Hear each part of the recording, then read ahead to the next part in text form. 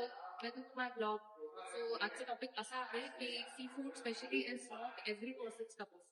That means की हर एकाला किंवा प्रत्येक व्यक्तीला सी फूड जमत नाही, आवडत नाही आणि त्यांना त्याच्या टेस्ट बद्दल काही इन्फॉर्मेशन. सो आता आम्ही आमच्या मेन्यूमध्ये न्यू ॲडिशन्स टाकले आहे चिकन अँड मटन बद्दल, जे आहे chicken soup very healthy, mutton soup very healthy.